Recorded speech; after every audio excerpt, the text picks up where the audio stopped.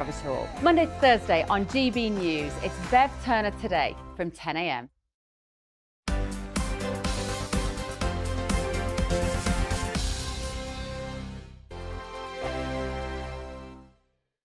Join my show Farage, 7 p.m. till 8 p.m. Monday through Thursday. And there you will get opinion, analysis, debate, and I'll cover stories that nobody else dares to touch. You've been cancelled. Join the club. Oh, my goodness me. And then for the last 15 minutes, talking pints. We're over a drink. We have a civilised conversation with someone. We very often disagree, but we do it in a grown-up way. Come and join me on Farage. We are GB News. And we'd like to say thank you to each and every one of you for helping our great nation find its voice. We're absolutely everywhere. Across England, Scotland, Wales and Northern Ireland. On TV, on radio and online. We're proud to be the People's Channel, Britain's news channel. On the Mark Steyn Show, we cover the stories a lot of people are scared even to mention. The stuff that really matters with some of the world's biggest thinkers. Now is his opportunity to kind of take the steering wheel of history. Break away from the flop at 8 o'clock on GB News with the Mark Steyn Show. Every Saturday at 2 o'clock, join me, Darren Grimes, for Real Britain. I'm not afraid to give you a platform and say it how it is. Come on, make the case. Something like this is very, very important to people. And we're always up for a laugh on this show. God, honestly, you'd think there were no problems in the world. Real Britain, every Saturday on GB News. Hello, I'm Michelle Dewberry and you can join me every weekday 6 till 7 on Jubes and Kerr. Me and my panel will get stuck right into the day's events and I can tell you, in fact, I can warn you, expect some robust debates, some strong opinions and perspectives from both sides of the fence. It's about you at home as well. I love to read out all of your comments, or at least as many as I can. So join me, Michelle Dewberry, Monday to Friday, 6 till 7 on Jubes and Kerr.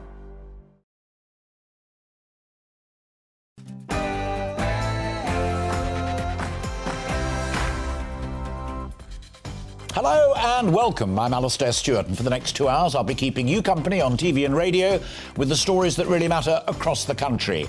As the Prime Minister, the youngest ever, says he and the state can't solve everything, where are the bright young things who think they can sort it out? Why are so few young people going into politics these days? Plus, looming worries for pensioners, state and private, and remember, not everyone enjoys the flash-bang wallop of fireworks. But first, let's bring you right up to date with today's news. Here's Polly Middlehurst.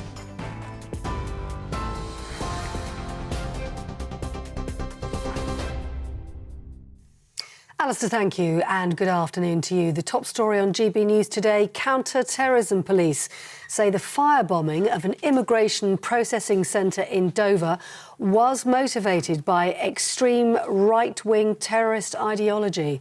Officers say evidence, including digital media devices, have been recovered during their investigation. Andrew Leake from High Wycombe in Buckinghamshire is believed to have thrown up to 3 incendiary devices at the Western Jetfoil site in Kent last weekend. There were no major injuries. The 66-year-old himself was found dead by police at a nearby petrol station. And today, GB News has learned detainees armed with various weapons have caused a disturbance during a power cut at an immigration detention centre in London. The Home Office says the incident happened in the early hours of this morning at Harmondsworth Immigration Removal Centre near Heathrow. No one was injured during the incident and the authorities remain on scene. There are more than 600 migrants at Harmondsworth who are being processed for removal from the UK. The United Nations chief, Antonio Guterres, says the world is doomed unless a historic pact is signed between rich and poor countries. And his warning comes ahead of COP27 next week. Wealthy nations had already promised to find $100 billion a year for poor nations to fund measures to tackle climate change. That was originally meant to begin in 2020, but it's now not expected to happen until 2023. And that comes as Australia's east coast is dealing with the 4th flood crisis this year. New South Wales has evacuated people from their homes and cleared livestock from land ahead of an expected peak in floodwaters in the region. Flooding has so far left thousands of people homeless there and left agricultural businesses in tatters. Australia and the Pacific nations have announced they'll launch the bid to co-host the 2026 UN Climate Summit. We're back at the international table. Unlike recent COPs where Australia was seen as part of the group which actually was working to stop progress, to get in the way of progress, Australia will be a willing and active participant in these discussions. Here, a series of planned rail strikes due to start today have been called off, but the government's warning there could still be significant disruption. RMT members were due to walk out for 3 days, but the union says it's secured a pay offer and is now entering talks. Former Assistant General Secretary of the RMT, Steve Headley, says members, though, are furious because they had no say in whether or not to call off the industrial action. We're in a situation where the strike's been called off and the members don't know why. And the explanations being given at the minute don't make sense. Intensive negotiations, well, what were they doing before? If there's a deal on the table, let the members have a look at it. The members will soon say yes or no. Twitter's new owner, Elon Musk, has criticised activists who he says have pressured major advertisers to stop spending on his platform. The world's richest man defended his decision to sack around half of the company's workforce, saying all staff who'd been laid off had been offered 3 months' redundancy pay. Amid concerns over disinformation on the site, Musk is adamant the company's commitment to content moderation hasn't been compromised. Football fans who are convicted of taking or selling Class A drugs at matches could be banned from future games for up to 10 years. The move will come into force next week. The UK's football policing chief says drugs are seen as one of the main drivers of increased disorder at matches. Home Office data shows around 2,198 football-related arrests were made last season. That's the highest figure since 2013. And lastly, a major cyber attack that targeted the NHS is continuing to affect tens of thousands of patients. It targeted the system used to refer patients for care, including out-of-hours appointments and emergency prescriptions. But the newspaper reports that 3 months after it happened, documents are still missing and prescriptions are at risk of being lost. That's it. You're up to date on GB News. More news as it happens. Let's get back now to Alastair Stewart and friends.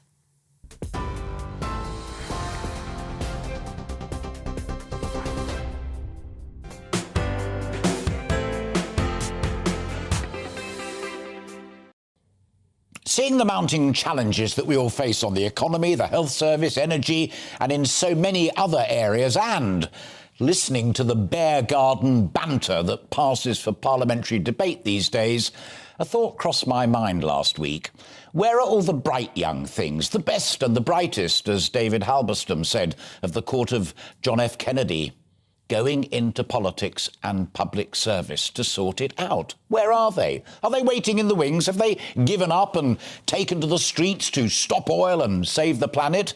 Have they tried only to be thwarted? Where have they gone instead? Banking, charity work, journalism, even teaching? Rishi Sunak, our youngest ever Prime Minister, tells the Times newspaper this morning that he and the state can't solve everything. And I'm not saying that all the current crop of members of Parliament are deadbeats, but I have seen better, like Attlee's post-war government, some of Tony Blair's lieutenants and certainly Thatcher's acolytes. Many were intellectual giants awash with new ideas for their time. So I just wondered if we're missing out on a few who might do better. Now, by way of background, according to research by the National Citizen Service Trust, young people vote, contact politicians, petition and even protest less than any other age group in the UK. It's bad for them, argues the Trust, because policy doesn't then represent their interest as much as it could do. And it's bad for our democracy, because we're missing out on valuable voices in important debates. What's more, Hannah White from the Institute of Government said losing young voters could actually risk fueling, and I quote, extreme forms of politics. And Isabel Hardman, in her book Why We Get the Wrong Politicians, suggests that anybody who aspires to become a parliamentary candidate must spend thousands of pounds of their own money to have a realistic chance of success on research, literature, travel and the rest of it. What's more, she points out that they need to know and be favoured by the power brokers on both sides of the chamber. And sadly, the partisan rabble-rousers tend to do best, while free spirits with bold ideas can be marginalised and ignored. In a really good review of Isabel's book, Sir Max Hastings says, and again I quote, "Too many aspirants to roles in public life now choose careers in the media rather than politics. They enjoy more fun and more cash without being required to accept responsibility or endure abuse." Indeed, when I posed the question on social media, the two most common answers were not enough money and too much vilification. So, today we're going to explore this further with a few friends, some of whom have gone into politics or write about it, or have done something completely different. But we also want to hear your thoughts, especially if you once considered a career in politics, tried, failed, succeeded, or just gave up. My main concern is that unless we get the best and the brightest back into politics, we will remain stuck with the same stale old stuff that passes for policy, or plans, as they call it these days, and we will spend our declining years in a morass of mediocrity. As always, as I say, I want to hear what you think. You can get writing, email gbviews@gbnews, go on Facebook, tweet @gbnews, or tweet me direct. And before we go to this little sting, let me just give you a taster of what some of you have already done. Rolo says we need to catch 'em young when they can still solve everything. And Bernie says, I'm surprised at myself, but we definitely need a change of guard with some brave young blood who want the best for Britain. These administrators are spent. Stay with us.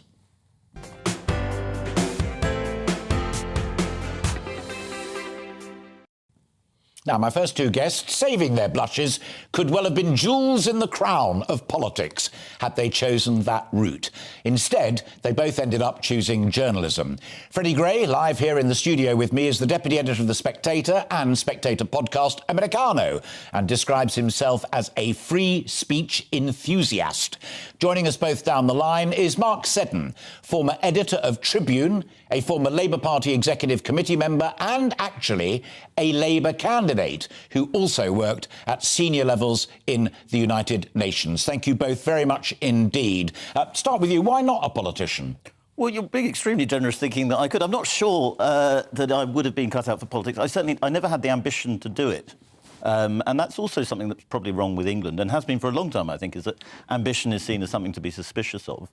But it never occurred to me, and if it had, I don't think I would have done it, because it's much easier being a journalist. You know, let's say I say something very stupid, as I probably am about to. How that responsibility? I'll get away with it, won't I? I mean, it'll be embarrassing.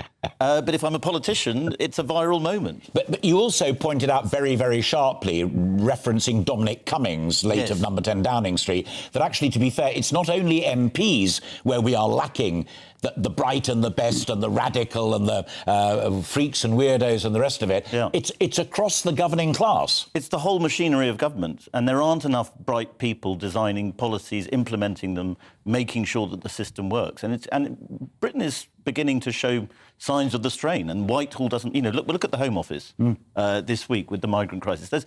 There's bureaucratic failures that are just not happening because there aren't enough talented people within the system. Yeah. OK, let's bring Mark in at that point. As I said at the top, it could have been jewels in the crown of our politics. You tried. You stood for the safe Tory seat of Buckingham, a kind of blooding for any aspirant Labour candidate. But you were removed from the shortlist for Ogmore because you rocked the boat over Iraq, i.e., if you're going to succeed, you've got to be a blooming clone. Yes, well, oddly, I'm still here in Buckingham, once represented in Parliament by Robert Maxwell, so not all previous parliamentarians have been great figures, though he's a big figure. No, I mean, I think in my case, it was, yes, the Afghanistan war and the Iraq war, as opposed to both when Tony Blair was leader and paid the price for it. And of course, therein lies a problem that many, many people have experienced from all sides of politics, if you like, or especially those who are attracted to public life and politics through principle, is that if you disagree, then very often you're going to be cut short and cut out. And I'm looking at we live in a parliamentary political system, but with our political parties that are very weak, old, and frankly, in a poor state of repair. The Conservative Party used to have 1 million members in the 1950s. It's down to about 200,000 now. The Labour Party is up and down, it's going down again. And what we're seeing, I think, is a winnowing out. Not only, because Alastair, you were just talking then about the bear pit. And I think that obviously a lot of people are put off by the sound and the fury, and you can venture an opinion and be absolutely savage for it, even if it's quite genuinely meant. So I think people are put off by that. But I also think that the party machines are effectively stopping people from coming through. I'll just give you one little story, because I know you're going to go back to Freddie. There was a Conservative who wanted to get on a parliamentary list quite recently. I was reading about him. They said, OK, you've got to pay £250 to do this. They then did a background check on him. And then they said, no, you can't stand. You can't be a candidate. And he said, well, can I see this background check? And they said no. So that gives you an example. With the case of the Labour Party, they won't charge you for blocking you. But I mean, that is a real problem in my view. Final quick one, and I will.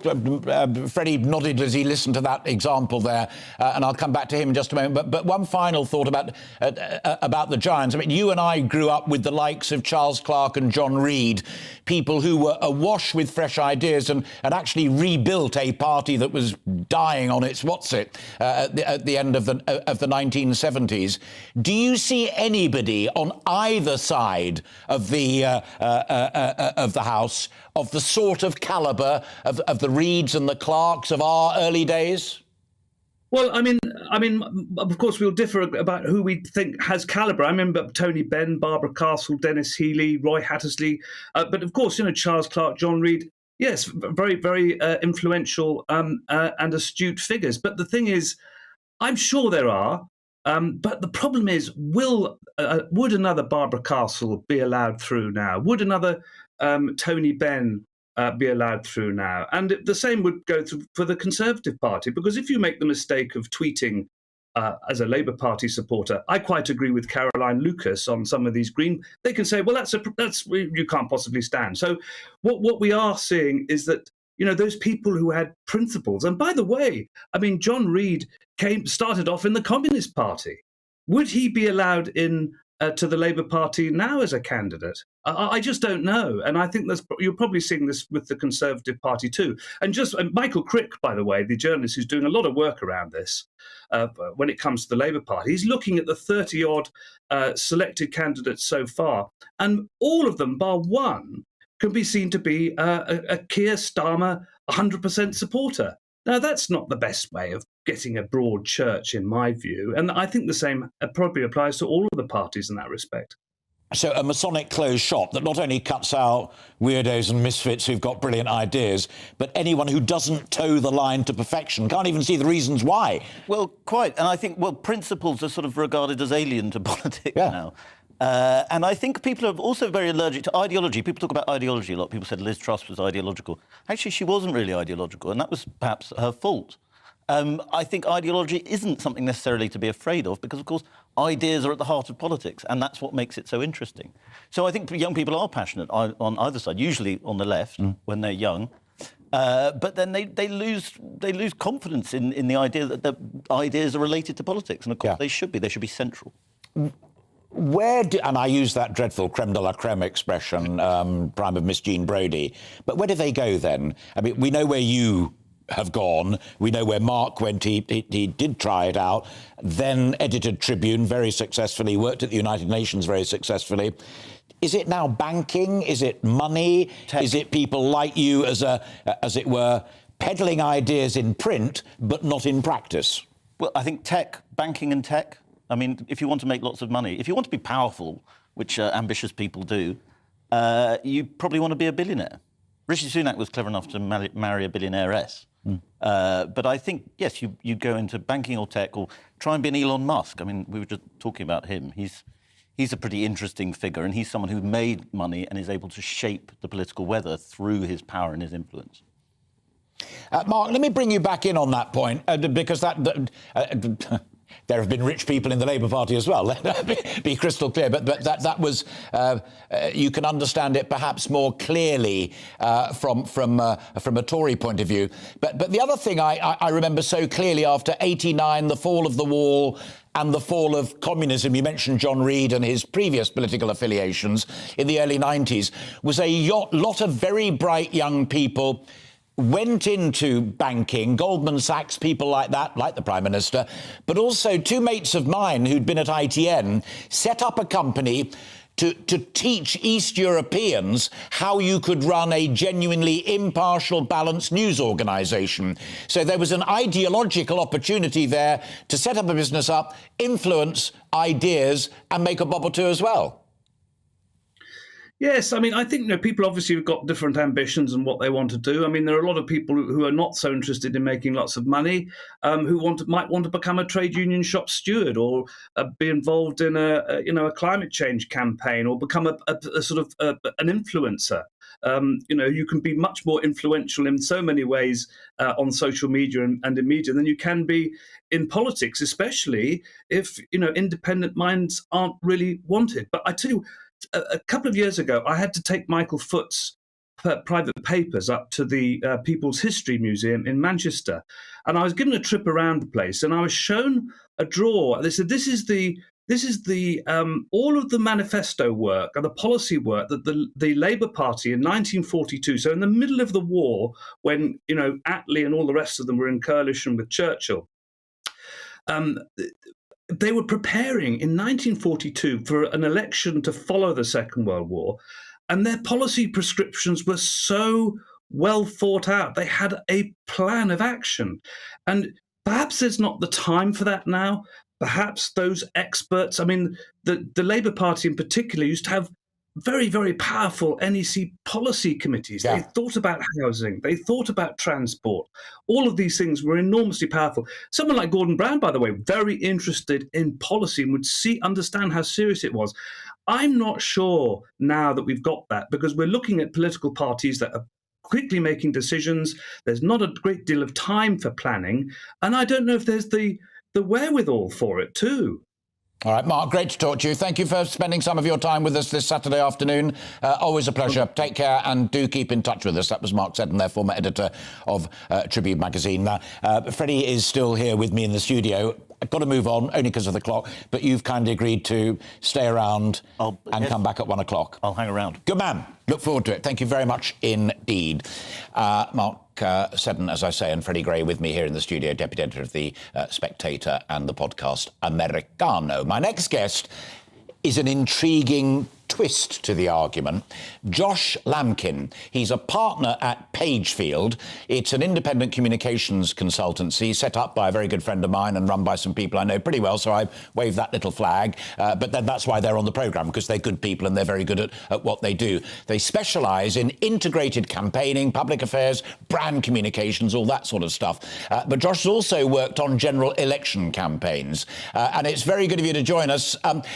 Why do you think it is easier to recruit the best and the brightest for other things than going into politics? And I bear in mind that's why I mentioned to folk at home, you've worked on election campaigns with these men and women, but you've also been a top-level headhunter. Thanks, Alastair, and thanks for having me on as well. I think it's a really interesting debate. I completely agree with you about probably the two biggest reasons that puts people off politics. One is the sort of practical, the money. I think companies like us offer flexible working, that sort of thing. And I think these things really matter to young people, particularly at the moment. And I think there's a sort of second bucket of issues as well. And I think it's around the attractiveness of politics. You talked about Attlee and Thatcher and Blair. I think those sorts of figures provided a little bit of inspiration to young people, obviously dating back decades in their cases. But I wonder if we have that now. Do young people look at Matt Hancock, for example, to take a topical example, and genuinely see that as an industry that they want to go into? I also think, I would say this, wouldn't I? But I think there are other ways of getting into and being in politics without actually being a politician, which I think is an interesting nuance that probably doesn't get talked about as much as it should. And do you, picking up on what Freddie Gray was saying earlier, I don't know if you're able to hear it, but the point being that if you are, as it were, the best and the brightest, the creme de la creme, actually you know that you can have more influence doing the kind of stuff that he does as deputy editor of The Spectator, that you do with your colleagues at Pagefield or in one of the think tanks. Actually, real power nowadays is not on the floor of the House of Commons. Yeah, I certainly think there's some truth in that. I mean, ultimately, a lot of the stuff that people in the media industry and my industry work in, it is all focused on the Westminster bubble. But I think if you look at some of the, I mean, we recently did a piece of work at Pagefield looking at the 10 biggest campaigns of the last few years. And I thought it was interesting that actually only one of those, the Brexit campaign, was one that had actually been led by politicians. If you look at some of the other examples like Marcus Rashford's work, Greta Thunberg's an obvious example because she's got a lot of support from the young, for good or ill.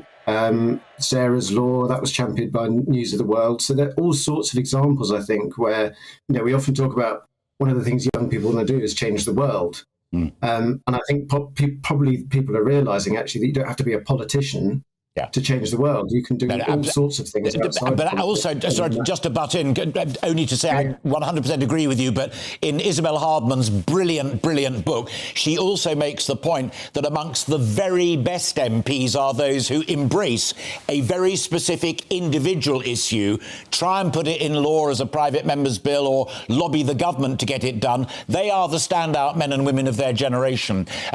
Sticking with you, though, just shifting it slightly, Josh, because also part of your brief and Pagefield's brief is, as it were, crisis management. Members of Parliament, Matt Hancock in the jungle is a good example of it. Is the public exposure and the vilification such nowadays that if you've got anything in the cupboard, any skeleton, you'd be out of your tiny mind going into that world? I think that's absolutely right. And I also think there's a very interesting distinction between politicians of previous decades that we were talking about earlier and current ones. I think nowadays, when a politician goes into Parliament, it doesn't take long. It just takes a Twitter search to find out what it was. I mean, we talk of all sorts of examples of that on both sides of the House, where a brief Twitter search and suddenly there's a storm, whereas in previous decades, it would take a lot of investigative journalism to go and find out what an MP or a candidate or whatever it is may have said in previous years. And I don't think that's a good or a bad thing. You could argue that that's good for transparency, but I think a lot of people say stupid things when they're young on social media, and actually there's a different level of scrutiny now, and it's a lot easier to go and find things that could embarrass politicians, and I think that puts people off as well. Great. Josh, great to have you on board. Give my best to Mark and Ollie, and look forward to seeing you very, very soon. Thank you very much indeed. Josh Lampkin, their partner at Pagefield, giving his view. Very quick 30 seconds, and I will be told off for doing it. But I thought that last bit was utterly intriguing. They may be bright, they may have great ideas, they may push individual subjects, but if they've got one tiny thing, one tiny skeleton in the cupboard, they'd be out of their heads to go into politics. Yes, but I suppose, I mean, that has certainly intensified with social media. And I think that's a key point. That, there's lots of journalists, actually, who have their careers tainted by something they said on Twitter. I had a colleague who made a bad joke to her boyfriend on Twitter in America. Yeah. And every time she wrote an article, someone would put that bad joke, tasteless joke, but she did it when she was 17, and it just dogs the rest of her life. So, yes, that's just journalism. Fascinating. Freddie, see you at 1 o'clock. See you there. Time being, thank you very, very much indeed. Freddie Gay, and before him, Josh Lampkin. You're watching and listening to Alastair Stewart and Friends, with lots more coming up on today's programme. After the break, we'll be heading over to Manchester for Poppy Day. An opportunity for communities to come together and show their respect to those who lost their lives in war, wearing the Queen's or King's uniform, and of course the conflicts that have followed both the First and the Second World War. But first, let's bring you right up to date with the weather. So looking ahead then to this afternoon, and the UK looking cloudy, breezy and damp in most areas, but with brighter skies in the northwest. Let's home in on the detail. And while much of Scotland will turn brighter with the sun breaking through this afternoon, the far north of the country will be cloudier with rain at times. Northern Ireland expected to see the best of the dry and bright weather later on today, a good deal of sunshine on offer. And if we head over to the far north of England, we also have some sunshine there, but elsewhere across the region, low cloud persisting along with some drizzly rain. A pretty grey and damp afternoon unfolding across Wales, including the north, although there will be some breaks in the cloud beginning to develop towards Anglesey and other parts of the northwest.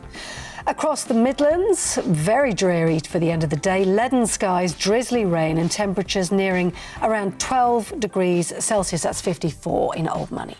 A similar story across in East Anglia with a generally overcast and damp weather on the cards. A bit of a southerly breeze blowing there too. And little in the way of improvement expected from southern counties of England either. A lot of cloud around, giving some rain on and off. And then into the evening, the southeast and far northeast having further wet weather. Elsewhere, though, clearer skies developing. Fog patches to look out for, though. That is how the UK weather is shaping up.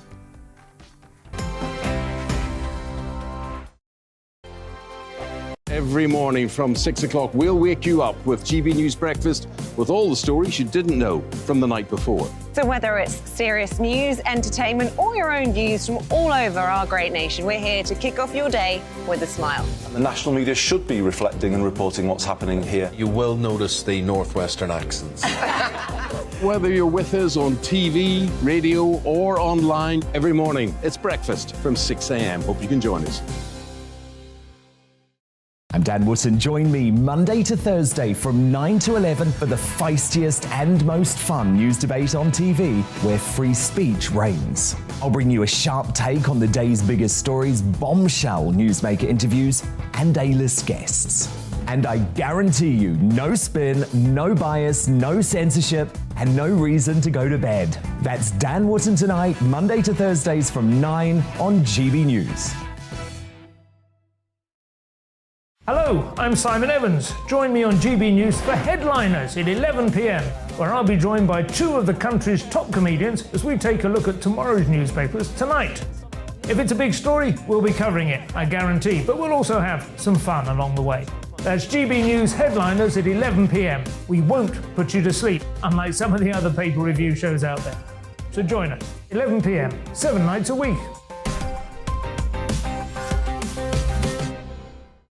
Hello there, it's Eamon Holmes here from Breakfast on GB News. We're not just on your television and your screens, you know. We're on DAB plus digital radio, so you can listen to your favourite shows on the move. If you've not yet listened to GB News Radio, it's very simple. We're on your radio player and TuneIn apps, on your smart speaker, phone or tablet, or online at gbnews.uk. Take us with you wherever you go. GB News Radio. You never have to miss a moment of the People's Channel.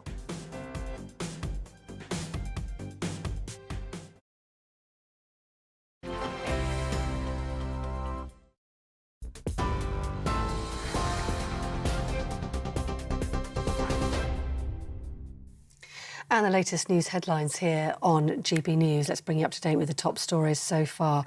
We have some breaking news coming to us from counter-terrorism police, who say that the firebombing of an immigration processing centre in Dover in Kent was motivated by an extreme right-wing terrorist ideology. Officers say evidence, including digital media devices, were recovered during the investigation of the premises.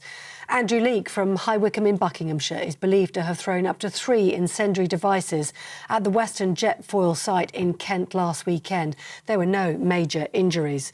The 66-year-old was found dead by police at a nearby petrol station. And GB News has learnt detainees armed with various weapons have caused a disturbance during a power cut at an immigration centre in London. The Home Office says the incident happened in the early hours of this morning at Harmondsworth Immigration Removal Centre near Heathrow. No one was injured during the incident and authorities remain on scene. There are more than 600 migrants at Harmondsworth who are being processed for removal from the UK. And the UN chief Antonio Guterres says the world is doomed unless a historic pact is signed between rich and poor countries. His warning coming ahead of COP27 next week. Wealthy nations have already promised to find $100 billion a year for poor nations to fund measures to tackle climate change.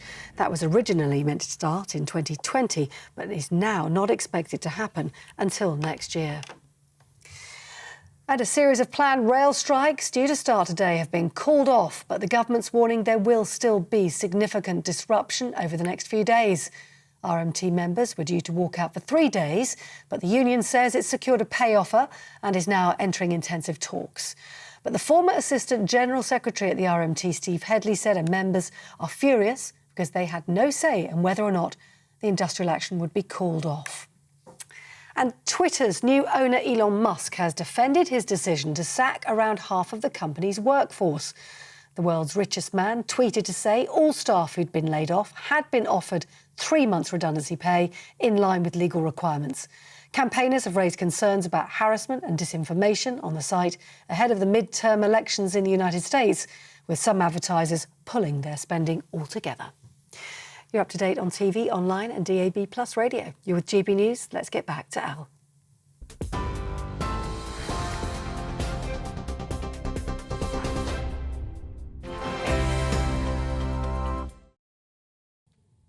Polly, thanks very much indeed. And also huge thanks to Claire, who emails to say, I was vaguely political decades ago, but now with 24-hour scrutiny of every single word uttered, plus threats of actual bodily harm or worse, I couldn't even entertain it and can't blame others for feeling the same, a point that 2 of my 3 guests made in the top half hour. Claire, thanks very much indeed. Do keep it coming. Next Friday is Armistice Day, and a week tomorrow, the King and other members of the royal family will lead the nation in an act of remembrance. It's a vital time for the Royal British Legion, who lead commemorations across the country and whose poppy appeal is their main source of income to help veterans of the service community and those left behind when husbands, wives, mothers and fathers have died in service. Our North West reporter, Sophie Reaper, is in Manchester for the launch of Poppy Day there. Sophie. Well, good afternoon to you, Alastair. As you said, it's Poppy Day here in Manchester today. It's such an important day in the lead up to Remembrance Sunday, taking place across the UK. On Thursday, it was happening in London. Today, it's happening in Manchester and Bristol. I believe next Tuesday, it's in Birmingham. Of course, the poppy appeal raises so much money with the Royal British Legion to support veterans and their families. But of course, the poppy itself has been a symbol for remembrance for so long now. And earlier, I was speaking to a World War II author who was telling me why it's so important that we record these stories. It's vitally important because these are the last of that generation, and we do not have long to get their very, very important testimonies for those that come after, in order to hopefully learn from the lessons and to know about their life experiences, their sacrifices, and what they've done for us and our freedom. Well, joining me now is one of those D-Day veterans, David Teacher. Hello to you, David. Thank you for your time today. Can you tell me a little bit about your experience that you remember on D-Day? My experience on D-Day is really good. It was a horrendous day for all the British troops. We went in on Union Beach about 6:30 in the morning, and the opposition was horrendous. I was one of the lucky ones who survived without a scratch, actually. Very, very fortunate indeed. But memories are very vivid, and memories I would like to get rid of if possible. But tell me about what was running through your mind when you landed on that day. Survival. Nothing else, only survival. And to assist my comrades as much as possible, help them survive. And what do you remember, the scene around you, what do you remember from that? Remembering, or try and remember that we were all young boys who had never been in battle before. That was one of the reasons why we were there. Stipulation of Eisenhower. Horrendous. So all I can say, one word, horrendous. You were 19, I believe, on D-Day. Yes. Why was it so important that it was young soldiers, do you think?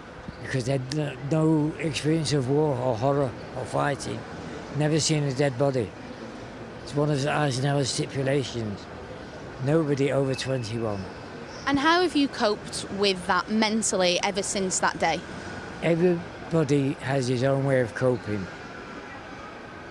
I try to concentrate on my job in hand and put everything else at bay, and it worked for me. Whether it worked for other people, I don't know. The only way I see it worked for me, and I was happy about that. What about life after the war? After the war itself, life was very difficult.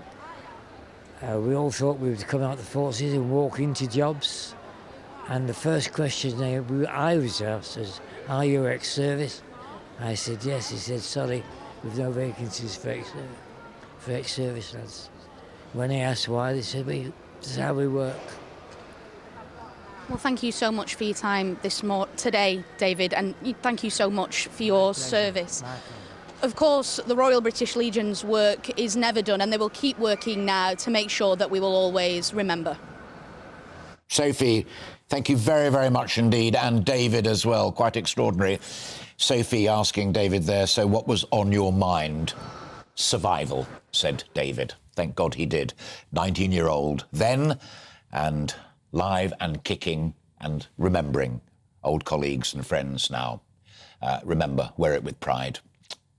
You're watching and listening to Alastair Stewart and Friends, with plenty more still to come this afternoon. We'll unpick what the interest rate rise announced last week means for your pension, while the triple lock remains on the negotiating table. We'll be joined by an expert and by a pensioner to see how she's feeling about it all.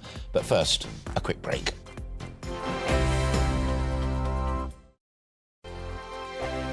Hi there, it's Stephen and Anne. At breakfast from 6 a.m, you'll always be caught up with everything you need to know, the latest headlines, opinions and debates. We'll bring you the good news and the bad, but most of all, we're here for you. Remember, send in your views and let us know what you would like us to talk about. That's because we're your news channel. And every morning at 6 a.m, it's breakfast on GB News. We are GB News, and we'd like to say thank you to each and every one of you for bringing us your conversations, for helping our great nation find its voice. We are here for you on radio, television, and online, across England, Scotland, Wales, and Northern Ireland. It's not the BBC, you actually get your facts right. We are proud to be GB News, the People's Channel, Britain's news channel. Join me, Nana Akua, on Friday, Saturday and Sunday afternoons on GB News. Expect fiery debate and passionate discussion as me and my panel tackle some of the biggest topics hitting the headlines. It's a place for everyone's opinion. No one gets cancelled, but no one gets an easy ride. Oh, she's on it today! Be ready for conversations that are fierce, frank, and of course, fun every Friday, Saturday and Sunday afternoon from 4 p.m. on GB News. On Mark Dolan tonight, we have a simple plan, which is to inform, stimulate and entertain in equal measure. It's all about getting your opinions on the national television airwaves. I love my viewer emails, mark@gbnews.uk. So do join me every Friday, Saturday and Sunday for big guests, big opinions and a big presenter. 6'5", don't you know? See you then on GB News.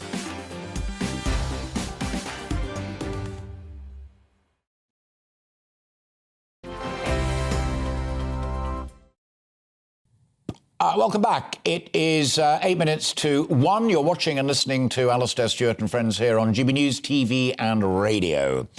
Last week, the Bank of England raised interest rates by 0.75% to 3%. Yes, a big rise, but historically, of course, rates have been much higher. The real problem is that they've been so low for so long. And for those with mortgages and also awaiting a pension, it is potentially a nightmare. Tom McPhail is a pensions expert and he's with the Lang Cat, a financial services consultancy seeking to make sense of the savings and investment sectors to give clients better outcomes. Tom, good of you to join us. Mortgage problems are very obvious. But why should private pensioners, or those soon to go on to a private pension, also be worried?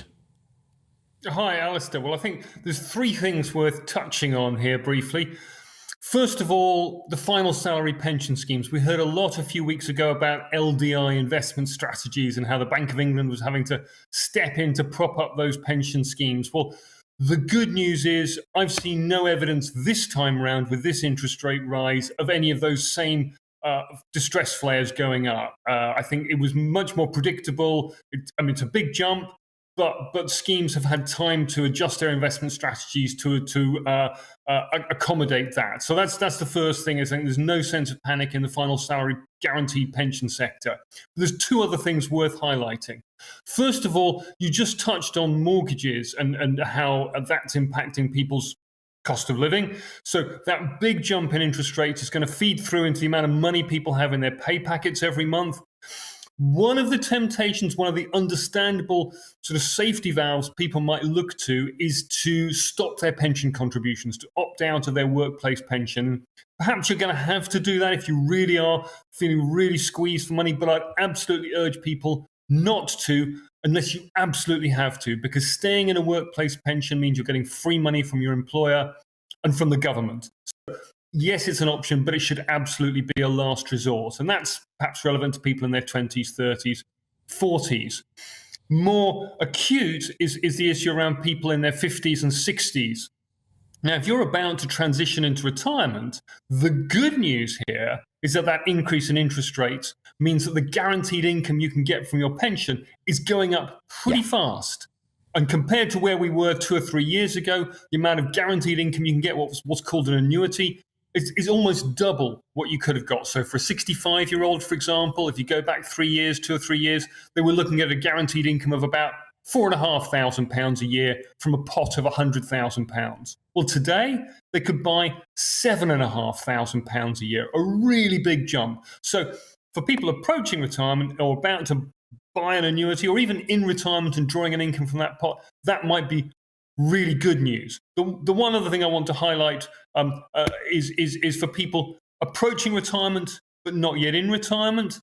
If you've had your money moved into what are supposed to be low-risk investment funds to reduce the risk of your pot suddenly falling as you approach retirement, which would clearly be very bad news, well, that hasn't worked so well this year. And one of the things we saw following the mini-budget was a really substantial drop in the value of those funds. So some people are still looking at losses of 20 or 30% relative to where they were a few months ago. Now, coming back to your question, the interest rate rise last week hasn't exacerbated that problem because, as I said, people kind of saw that one coming.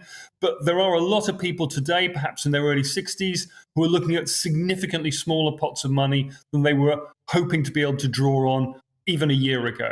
Yeah, ouch. I'm sure you will have seen the Daily Telegraph this morning. For those listening to our conversation, Tom, on radio, I'm holding it up, and it's the second big story: pensions targeted in stealth tax raids. You've touched on one pension story with the autumn statement, the next mini budget at the end of this month coming up. The amount by which the state pension will be increased is still in play, which I personally think is outrageous and is really unfair to state pensioners. But this is about private pension funds possibly facing yet another raid. What should folk look out for, or have you already covered it in your 3 key points as far as this story is concerned? I'm really glad you picked up on that, Alastair. So yes, the triple lock, there's still uncertainty around that, but tax reliefs for private pensions, the government pays out around £40 billion a year net on tax reliefs to people saving into pensions every year. So there's a few things they could do. They could freeze the lifetime allowance. That's the maximum you can build up in a pension pot before you start paying punitive rates of tax. And of course, with inflation running at around 10% a year at the moment, the value of that starts dropping pretty quickly. They could trim back the amount of tax relief you get for paying into a pension. So your contributions next year could get smaller top-ups from the government. They could take away the national insurance relief you get on your pension contributions. They're technical adjustments that could put a lot of money back in the exchequer. There is the faint possibility that they could start trimming back on the amount of tax-free cash you're entitled to at retirement. They could do that. I think it's unlikely. But I think anyone, again, coming up to retirement and about to draw money from their pension pot, looking to take a tax-free lump sum from their pension pot, may find themselves just holding their breath a little bit going into that budget in a couple of weeks' time. Yeah. OK, so finally, to sum up, for folk kind enough to listen to our conversation, the two headlines are, if you are still in work, keep paying into your pension fund, because when the day comes, you will thank your lucky stars that you listened to Tom and Alastair chatting about it. And the second thing is, frankly, as far as the mini-budget's concerned, keep your fingers crossed. Yeah, there's no good news coming there. You've absolutely summed it up perfectly, Alastair. Thank you. All right, Tom, great to talk to you. Thank you very much indeed. Tom McPhail there from the Langcat and pension expert there giving his view. Now, Susan Harris got in touch with us. Susan's a GB News viewer and a pensioner. And she got in touch to say that she was genuinely concerned about what was going on. Was I right when I said that the government was using the triple lock as a bit of a political football? And that I think that's outrageous. What do you think? I think you're absolutely spot on, Alastair. I think it's about time the government started to treat pensioners with a bit of respect. They've been playing ping pong now for weeks regarding the triple lock, and people are very, very concerned. There are millions and millions of pensioners. They depend on the state pension. And the triple lock was brought in 2010, and it was to protect pensioners from falling into poverty and to keep up with inflation. Now, everything's been running smooth for the last 10, 11 years, and the rates have been going up by 2-3%. Now we need that triple lock to do its job, because we're being hit everywhere, the same as everyone else. Fuel bills are going up, food bills are going up. Every week when you go out to buy something, it's gone up. It hasn't gone up 20 pence, it's gone up £1, £2, a loaf of bread. Well, that's £2 now. That was 99 pence 6 months ago. All the staples, all the essentials, they've all gone up. And the big difference is with the pensioners, we can't go out to do extra work to bring in more money, like I did years ago when I went through the 1970s cost of living. I was a newlywed. I'd just bought my first house. And because it's a big difference when you have 1 week you haven't got a mortgage and the next week you have. So what I did my 9-to-5 job, and then I went out and I worked for Boots the chemist of a Saturday. Yeah, and paid national insurance week after week after week. Yeah, I can't do that now. The mind is willing, but my body won't let me. Yeah. And I think this government needs to get its head out of the sand, stop using us as political footballs. I'm a waspy woman. I've already had to wait an extra 6 years for my pension. It's not fair. We're being hit all the time. Another thing, I don't know whether people realise this. If you became a pensioner after 2016, your pension now is £185.15 a week. You can't claim pension credit on that because they've set the pension credit rate at £182.60. So with your new pension at £185, you're just a couple of pounds over the qualifying rate. So they've done pensioners there, and I think they've been really, really sneaky the way they've done that. All right, Susan, thank you for getting in touch initially, and thank you for agreeing to accept our invitation to come on board and express, if I may say so eloquently and forcefully, your position. I've asked Tom to hang on so he could listen carefully to what you had to say, and I'm going to bring Tom McPhail back in now. Absolutely fascinating stuff there from Susan, and some of it very specifically technical. Waspy women. Liz Truss told me when she was running to be leader, she's not going to revisit that issue. It's done and dusted. We've moved on. But her points about pension credit as well. Have you got just a couple of points of guidance specifically for Susan, but for other people who are in Susan's position, Tom? Thank you, Alastair. Well, on the pension credit, this is targeted, means-tested top-ups for people on low pensions in retirement. The important point here is around a third of people who are eligible for it don't claim it. So I think the really important message there is if you are on a low income in retirement, if you're perhaps not getting the full state pension or you don't have substantial private pension savings, get in touch with the Department for Work and Pensions and check your eligibility, because you may be eligible for a top up there that you're not currently getting. I mean, I would say I sympathise with Susan, because the Byzantine rules around how the pension credit works and who's eligible and how it gets paid really are not helpful to people trying to navigate and to work out what their eligibility is. So got to leave it there as we inch up towards the top of the hour, but keep in touch. We'll have a further conversation. But my thanks to you and again to Susan for raising those important issues that you were able to broaden out, Tom, there as well. Thank you very much indeed. Tom McPhail, pensions expert, and Susan herself, a pensioner, so expert as well. As I said to Tom, we're moving up towards the top of the hour, which means it's time for our Saturday Savings feature. We asked my next guest, Al Baker, also known as the Penny Pincher, to have a look at the growing phenomenon of bulk buying in the cost of living crisis. Al, can we all do it? Have we lost Al? Oh, I'm sorry. Is that because we overran? Right, we're going to... He's there. Let's go for it. Hello. I can see him. Hello there. Right. Apologies. Technical hiccup at this end. My question to you, Al, on the bulk buying thing is, A, can we all do it?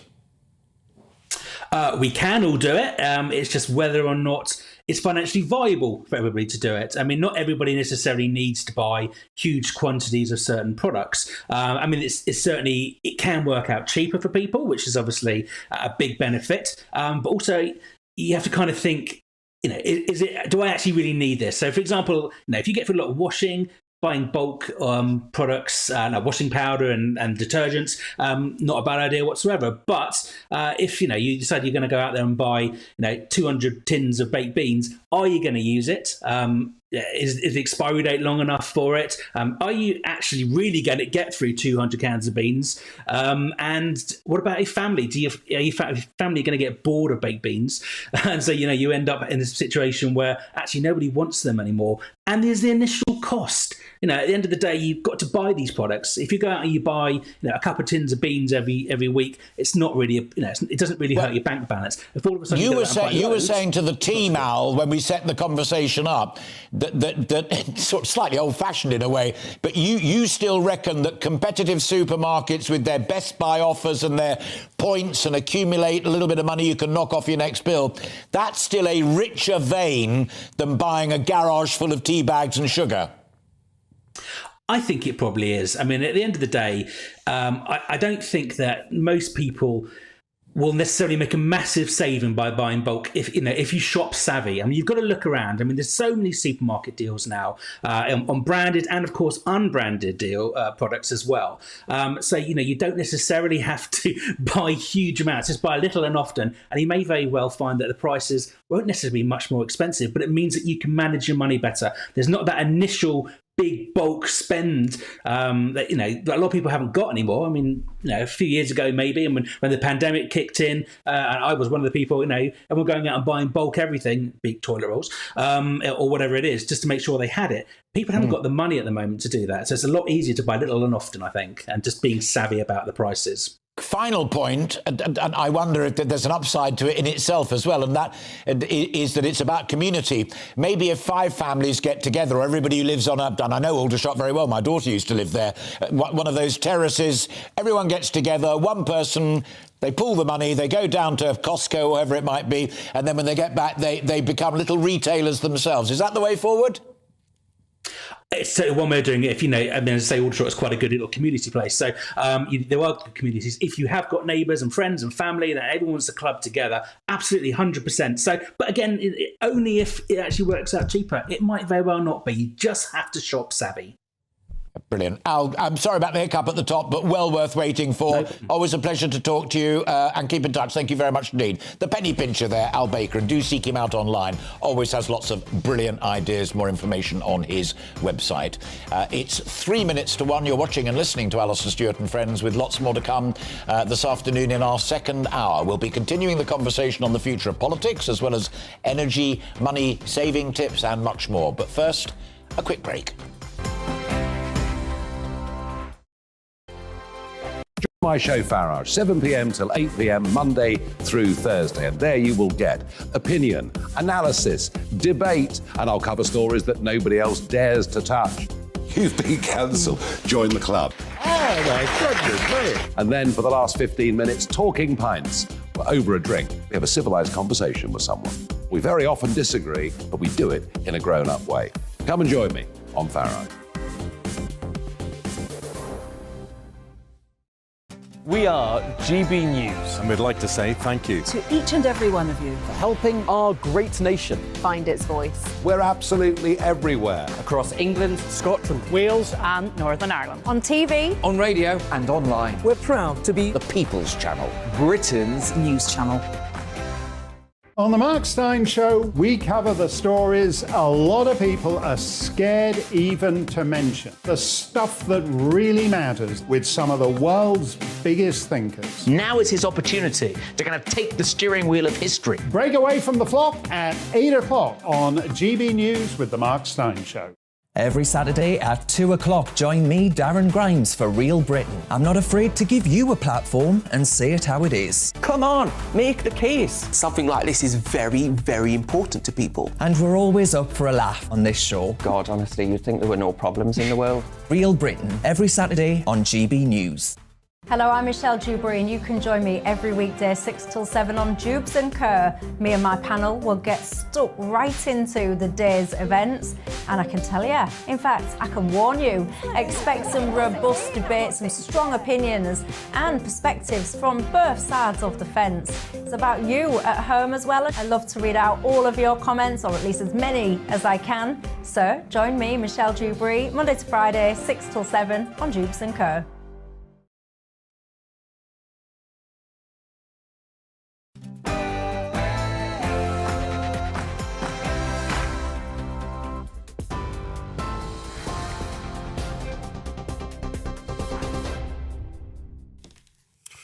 Welcome along to GB News. Let's just get you the latest news headlines. They've come to me rather early, so I wasn't quite ready for you. My apologies. Let me just get to the right rundown.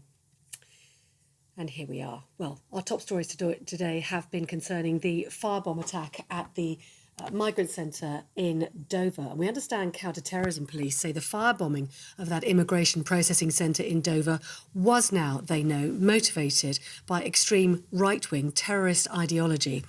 Officers say evidence, including digital media devices, have been recovered during their investigation. Andrew Leake from High Wycombe in Buckinghamshire is believed to have thrown up to 3 incendiary devices at the Western Jetfuel site in Kent last weekend. There were no major injuries. The 66-year-old was found dead by police at a nearby petrol station later. And GB News has learnt detainees armed with various weapons have caused a disturbance during a power cut at an immigration centre in London. The Home Office says the incident happened in the early hours of this morning at Harmondsworth Immigration Removal Centre near Heathrow Airport. No one was injured during the incident and the authorities remain at the scene. There are more than 600 immigrants at the Harmondsworth Centre. They're all being processed for removal from the UK. Now, the UN chief Antonio Guterres says the world is doomed, that's his words, unless a historic pact is signed between rich and poor countries. This warning comes ahead of the COP27 summit next week. Wealthy nations have already promised to find $100 billion a year for poor nations to fund measures to tackle climate change. That was originally meant to start in 2020, but it's not now expected to happen until 2023. And that comes as Australia's east coast is dealing with a 4th flood crisis this year. New South Wales has evacuated people from their homes and cleared livestock from land ahead of an expected peak in floodwaters. Flooding has left thousands of people homeless and left agricultural businesses in tatters. Australia and the Pacific nations have announced they want to host the Climate Summit in 2026. We're back at the international table. Unlike recent COPs where Australia was seen as part of the group which actually was working to stop progress, to get in the way of progress, Australia will be a willing and active participant in these discussions. Now, here at home, a series of planned rail strikes due to start today have been called off, but the government's warning there could still be significant disruption over the next few days. RMT members were due to walk out for 3 days, but the union says it's secured a pay offer and is now entering intensive talks. Former Assistant General Secretary at the RMT, Steve Headley, said members are furious as they had no say in whether or not to call off the industrial action. We're in a situation where the strike's been called off and the members don't know why. And the explanations being given at the minute don't make sense. Intensive negotiations, well, what were they doing before? If there's a deal on the table, let the members have a look at it. The members will soon say yes or no. Now, Twitter's new owner, Elon Musk, has criticised activists who he says have pressured major advertisers to stop spending on his platform. The world's richest man defended his decision to sack around half of the company's workforce, saying all staff who'd been laid off were offered 3 months severance pay. And amid concerns over disinformation on the site, Musk is adamant the company's commitment to content moderation has not been compromised. Football fans who are convicted of taking or selling Class A drugs at matches could be banned from future games for up to 10 years. The move will come into force next week. The UK's football policing chief says drugs are seen as one of the main drivers of increased disorder at games. Home Office data shows 2,198 football-related arrests were made last season. That's the highest figure since 2013. And a major cyber attack that targeted parts of the National Health Service is continuing to affect tens of thousands of patients' records. It targeted the system used to refer patients for care, including out-of-hours appointments and emergency prescriptions. The newspaper reports that 3 months after the incident, documents are still going missing and prescriptions are at risk of being missed. You're with GB News. You're up to date now. More news as it happens. Let's get back to Alastair Stewart and friends.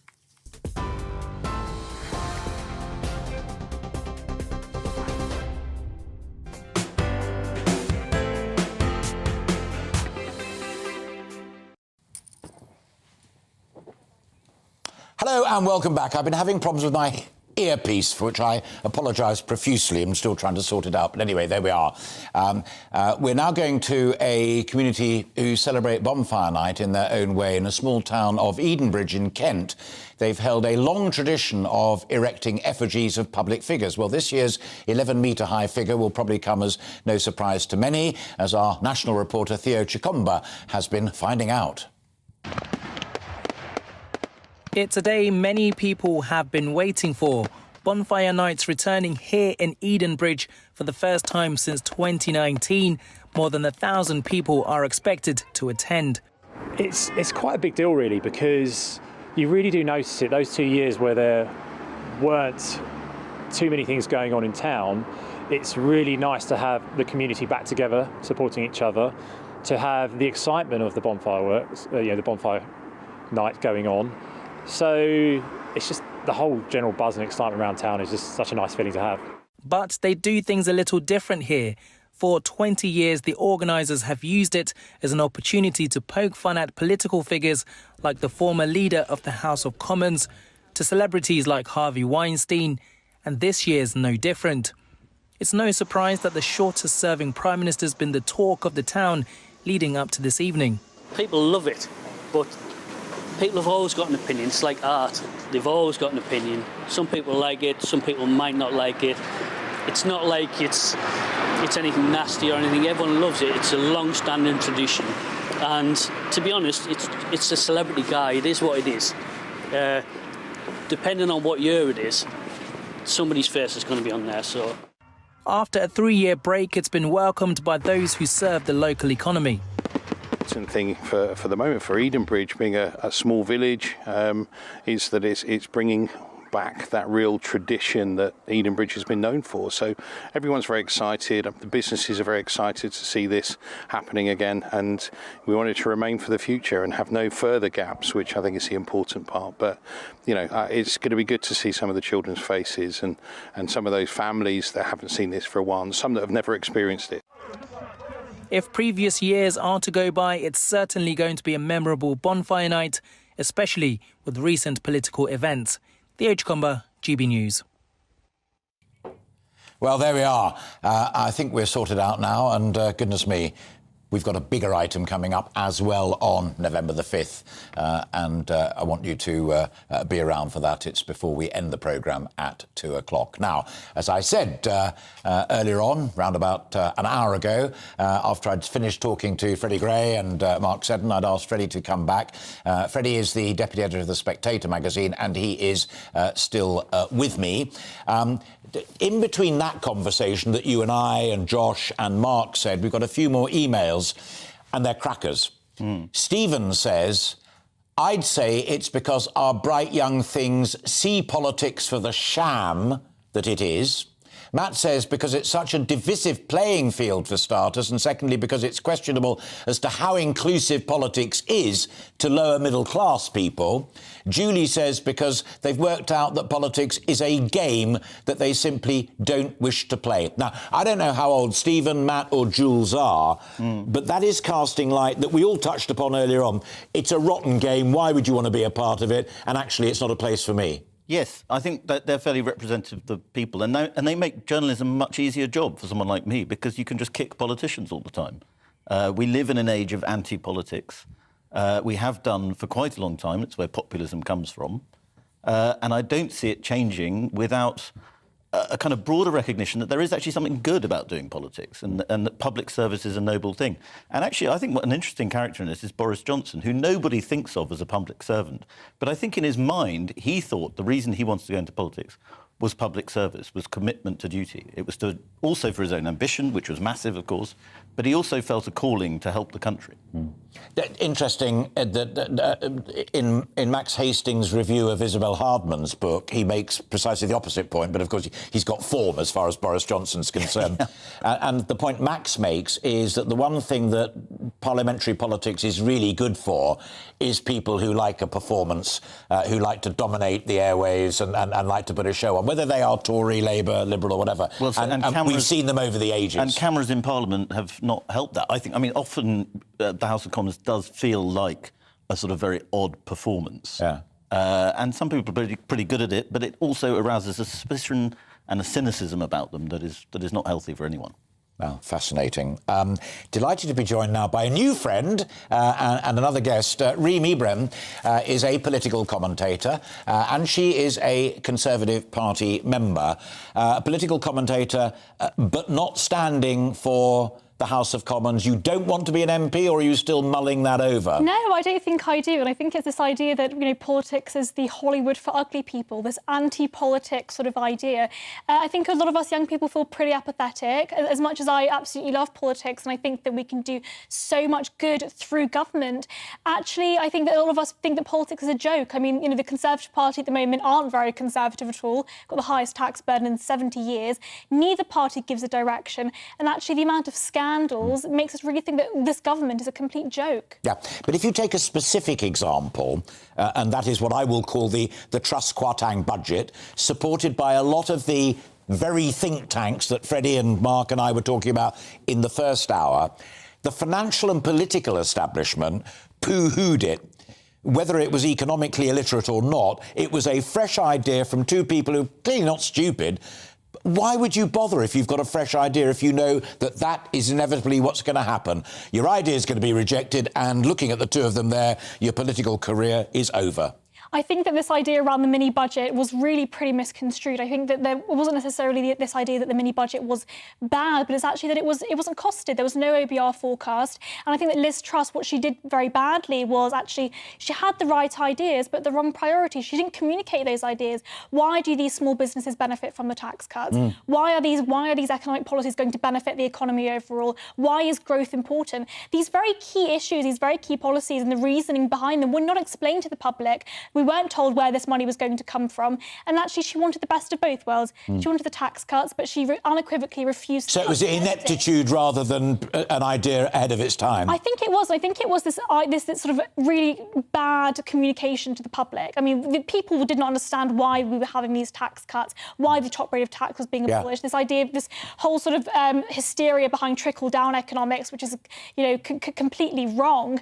But I think it was just a difficulty with communication. Let me broaden it out for that. I think we've got a couple of minutes left, and I don't wish to embarrass you or indeed embarrass Freddie any further.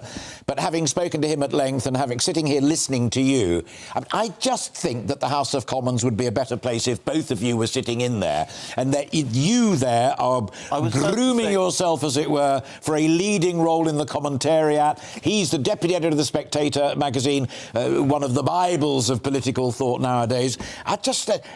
Is that shared amongst your generation as well? I think that a lot of people in my generation want to see things actually happen. We want to see the government do... And Parliament ain't the place to do it? No, I don't think it is. I think that we want to see government do a small amount of things and do them well. At the moment, they're trying to do so many different things and actually not do them very well at all. Thinking about the NHS, thinking about education, public health, public services. They're not being run very well. And actually, there's so much taxpayer money, our hard-earned money, that's going into these public services, and they're just not working. I'm voting for Reem. I think I would vote for Reem. And also, it's one of those lovely things. I hate it when I, in my lovely sport of horse riding, it's reported the first woman to win the Oaks or the Derby or whatever it might be. She's sitting there as a very articulate, brilliant commentator, and we don't have to comment upon gender or anything like that, because that at least is now a given. But I'm going to give you the final thought, and she launched that particular boat just in that last brilliant answer. It is also about leadership. It's also about looking at a political party, whether you're like Seddon and pro-Labour or whether you're like her and pro-Conservative. You look at the party, how it's led, and whether you think as an organisation that's a vehicle for getting your ideas over and getting them done. And you can look abroad too. I mean, something we haven't talked about yet is America, where, it's looking very much like it'll be Donald Trump versus Joe Biden in 2024 again, which was an election that depressed so many people in 2020, and yet somehow they arrive at this same scenario where you have two candidates. America's a country of 300 million people, and the best two candidates they can come up with are Joe Biden and Donald Trump. It's very gloomy, actually. Do you... I did say final word, but final thought on this, then. And I want to bully your generation again, just once more. As a commentator and observer of these matters, do you look at the House of Commons and think, that one's interesting? I mean, I'd just throw one name out there on the table, Tracy Crouch, on gambling and on sport, women in football, ethnicity in motor racing and stuff like that. She's been a minister, now looking after her family, but she's a standout for me. Do you see others? I think that, I originally thought that Liz Truss was potentially a standout. She had those correct ideas, and she, was launched again by these think tanks that actually had the correct ideas on the free market. But again, I think it's that sort of short-term thing. A lot of these members of Parliament aren't very conservative, don't have a direction, and actually don't know which way the party is going in. Well, I look forward to reading your commentary upon this matter and either hearing your podcast upon it with your final barb at Biden and Trump there at the end. I couldn't stop myself. Reem, a real pleasure meeting you. I hope you'll come back and see us again soon. And Freddie, it's always a pleasure. Keep in touch, and thank you both very much indeed. Great to be with you. And there we are. I hope that casts some light from my guests here in the studio on why some of the younger folk are not going into politics. And you may be among them. So do keep those emails and tweets and thoughts coming in. My next guest is a standout friend of mine. I've known him for a long, long time. And when he was in office, he genuinely did achieve quite a lot.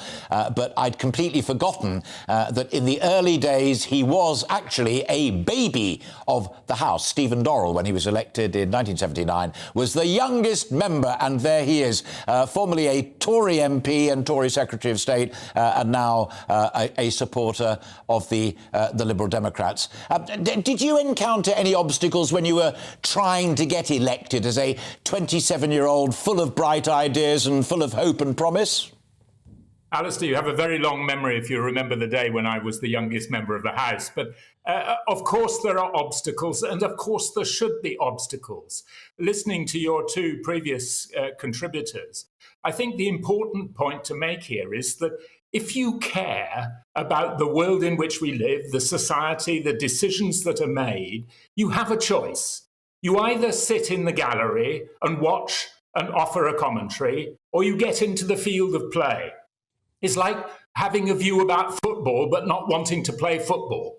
The only place in any society where these decisions can be shaped and changed is by people who commit themselves to being on the field of play. And if you care about the environment, if you care about education, if you care, as Reem was saying, about public services more generally, then I think, as a member of society, you have an obligation to get onto the field of play and try to make a difference. I 100% agree with you, and I think one of the problems that Freddie Gray and Mark Seddon and Reem just now pointed out is that now, all those years on, parking 1979, and I do remember it very, very clearly, people like them, the young bright ones, they want to go into political commentary or they want to go into merchant banking or communications and the rest of it. Back in 79, you sat alongside people like Keith Joseph, who completely reimagined how the UK economy might function. You sat next to people like Willie Whitelaw, a member of the landed gentry from Scotland, who saw the need to sit down and talk to the IRA to bring peace to Northern Ireland. Nowadays, lot are pygmies compared to those guys and gals. Yeah, up to a point, Alastair, I agree with that. I remember when I first arrived in the House of Commons, actually, being told by an old stager that you have to understand, Stephen, he said, that this generation of politicians are mere pygmies by comparison with two groups. First of all, the people who went before. In that case, of course, it was the generation of Harold Macmillan and Rab Butler and so forth. And the second group that are all compared with whom the current generation of politicians are always pygmies are the people who sit in the press gallery. So every successive generation, I think this does go back actually way back into our political history. Commentators always think that the latest generation are pygmies. And what we need to find are the people in today's generation that are going to shape the world in which we and our children and grandchildren live. Yeah, very, very good point. And the other thing, which again, my earlier guests commented upon, as it were, is tribalism and party discipline, which Mark Seddon was particularly good on. But if we cast our minds back, and neither of us were there at the time, but you know the issue very, very well, having been a health secretary, that group of men and women after the Second World War who conceived of and executed the National Health Service and the welfare state was a cross-party coalition, a report penned by a Liberal, adopted by the Conservatives, enacted by the Labour Party. Looking at today's crisis in the health service, today's crisis in the economy, they're all at each other's throats.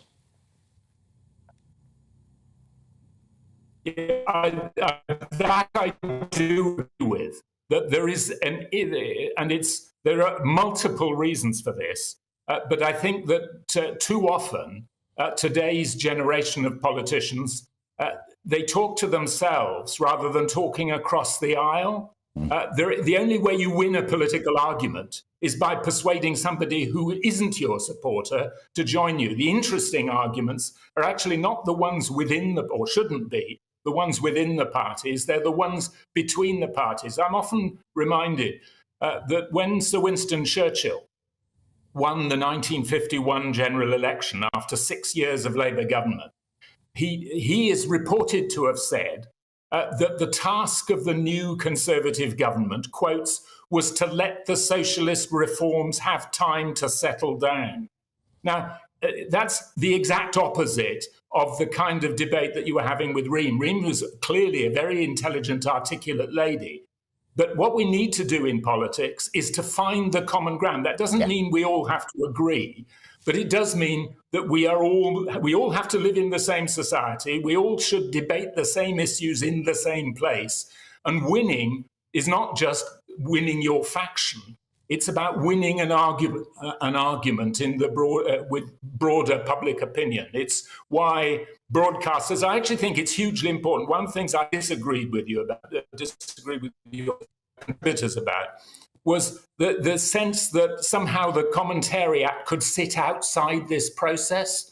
The active politicians engaged in the House of Commons and those who comment about it and who take who are the means of communication, we're all engaged in the same process, which is a national debate about key issues that shape the world in which the next generation is going to live. What a fascinating comment upon the role of the commentariat. And again, I couldn't agree with you more. I mean, very healthy that in this country we have the Spectator, like my good friend Freddie Gray, but we also have the New Statesman and the Economist. It's a healthy mix, and maybe that should give it a hurrah. Final question to you, Stephen, and it's not anything to do with the world that you and I grew up in politically, because it post-dates that era. And when I asked folk on social media, ironically, why they thought more and more people didn't come into politics and chose to go elsewhere, it was that very public vilification of people taking not just a pop at you because you're in politics and in the other side or the different party, but doing it so publicly and so horribly. The tone of our politics needs to grow up as well, does it not? I agree with that. Not to imagine that somehow just look at the cartoons that James Gilray used regard now of the giants of our history. In a debate, I think those who to engage in it. Sure. Stephen, forgive me, I'm going to draw a line there. Fascinated though I am by what you're saying, but we're losing the sound, and it's been so clear up to that point. I don't want folk to have to struggle with your final thought, but I think Stephen Dorrell there was agreeing that all of us need to grow up a little bit when it comes to the communications and the debate about our politics. And then, hey, we might actually have some space to talk about the ideas within it. Delighted there to have been joined by former Health Secretary and former baby of the House, Stephen Dorrell. From the very beginning, and indeed late last night, I asked you to get in touch on our big topic, and indeed you have done. It's about the current state of politics and whether young folk might be tempted to come in and try and do a better job of it. Carl joins the conversation and says, how can we attract the best and brightest back, as you put it?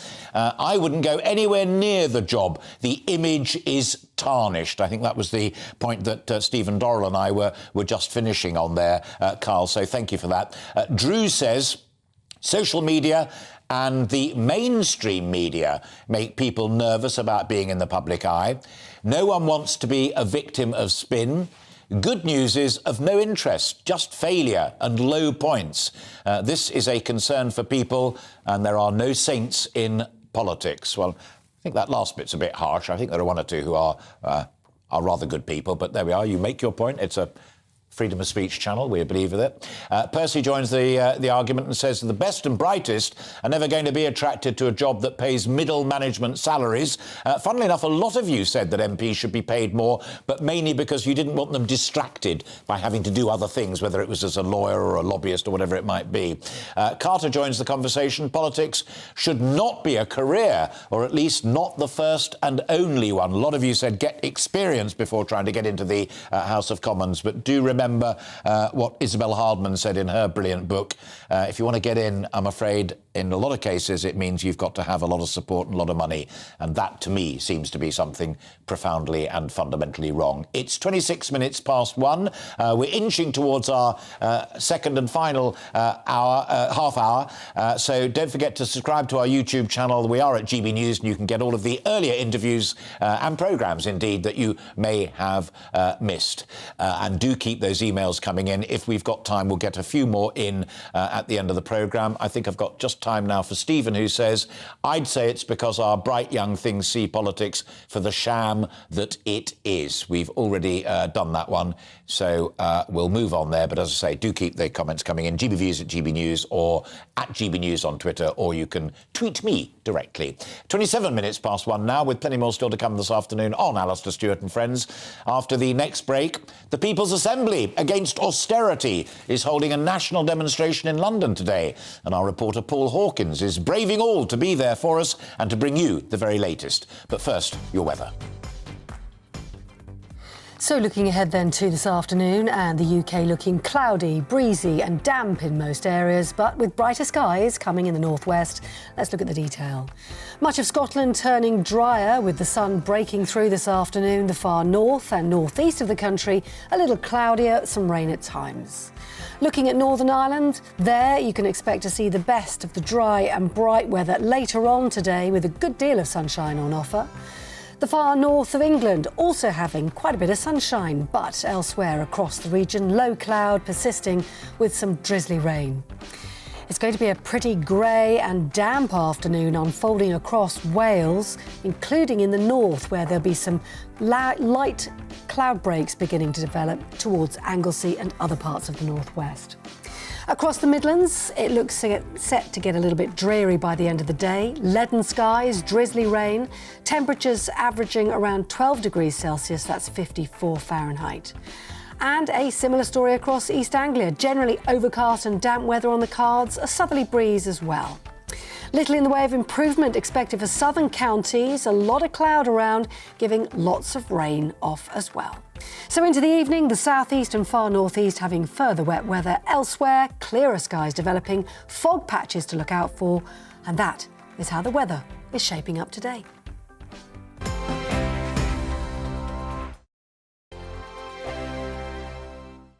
I'm Mark White. As GB News Home and Security Editor, I cover those key issues that are so important to you. Our authorities, our communities doing all they can to combat violent crime. With the public services under unbearable strain, why are we still failing to control our borders? Defence, the first priority of any government, has been continually hollowed out. Can we trust our politicians to protect the armed forces? Join me, Mark White, on GB News. We are GB News, right across the nation. You can get us on television, on radio, on digital. We're absolutely everywhere. Amazing! You see, amazing! You remind me of me in the European Parliament. But here's the most important bit. We are not part of the mainstream establishment. We think and speak just like you do. We are the People's Channel. Magnificent. That's really, really thoughtful. Come and join us on GB News, the People's News Channel.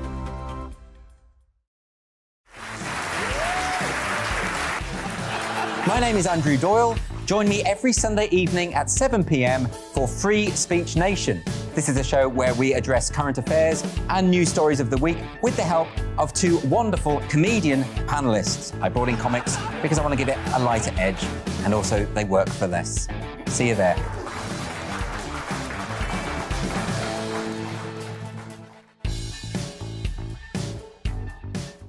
Join me, Arlene Foster, for the briefing on GB News. Every Friday at 3 p.m, I'll give you all the latest political news and analysis, and we'll have robust live debate. To make sure that you're caught up on all of the biggest issues of the day, we'll bring on experts in their field.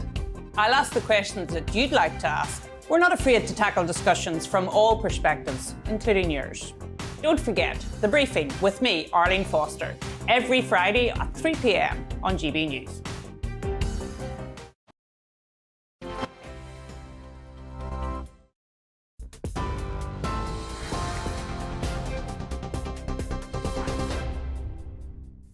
Alastair Stewart's back in just a moment. First, let's bring you an update on the latest news headlines from the GB newsroom.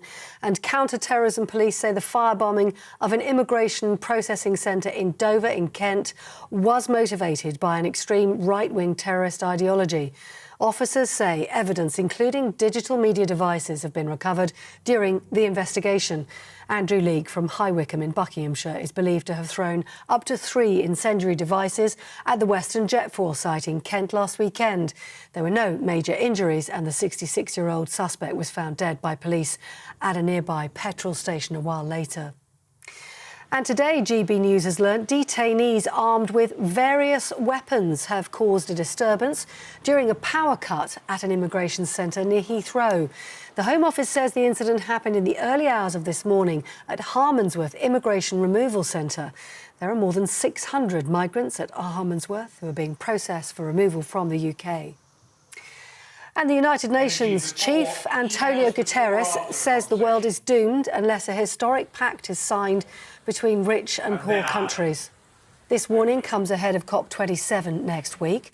Wealthy nations have already promised to find $100 billion a year for poor nations to fund measures to tackle climate change. This was originally meant to start in 2020, but it's not now expected to happen until 2023. And a series of planned rail strikes due to start today have been called off, but the government's warning there will still be significant disruption over the next few days. RMT members were due to walk out for 3 days, but the union says it's secured a pay offer and is now entering talks. The former Assistant General Secretary at the RMT, though, Steve Headley, said members were furious as they'd had no say in whether or not to call off industrial action. Those are your headlines. You're up to date on TV, online and DAB Plus radio. You're with GB News. And as you can hear in the background, Alastair Stewart's ready to come back.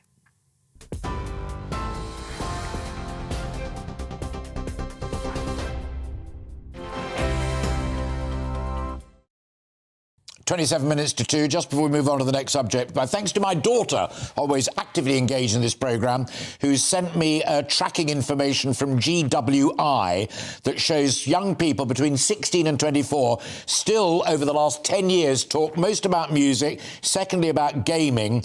Alcoholic drinks have crashed from 3rd right down to about 15th, and politics has gone from 22nd on the list of things they most talk about online right up to number 5. That's GWI. Worth Googling that. Absolutely intriguing insight into what young people are really engaged in. Booze is out, politics is up. Fascinating. Now, some of Britain's biggest energy suppliers have signed up to offer discounts to smart reader customers who cut their electricity usage at peak times. It comes after the National Grid warned that we could experience 3-hour blackouts in the worst-case scenarios. Our reporter, Jack Carson, who's our West Midlands reporter, has been looking into this and joins me now from Kings Wunford to tell us more. So how does it work and how do you qualify for it, Jack? So, Alastair, there's a very simple way to qualify, and that's having a smart meters. This scheme is only available to customers that have a smart meter. It's a National Grid scheme. It's called the Demand Flexibility Service. It's just been approved by the sector regulator Ofgem, and essentially it means it incentivises households to use those power-sapping appliances such as washing machines, dishwashers, the things that take up a lot of energy in those peak times when people have cooked, got home from work, they're putting the dishwasher on, putting their washing on in the evening, to incentivise people using energy outside of those peak times to relieve stress on the national grid. So Octopus Energy, EDF, E.ON, British Gas, some companies that have signed up for this scheme already and starting to send out letters, emails to their customers asking if they want to be part of this trial scheme. For Octopus, over 300,000 of their customers have signed up for this. Now, it's important to note it's not an everyday scheme, so it's not a case that this is going to be every day. It's going to be trialled 12 times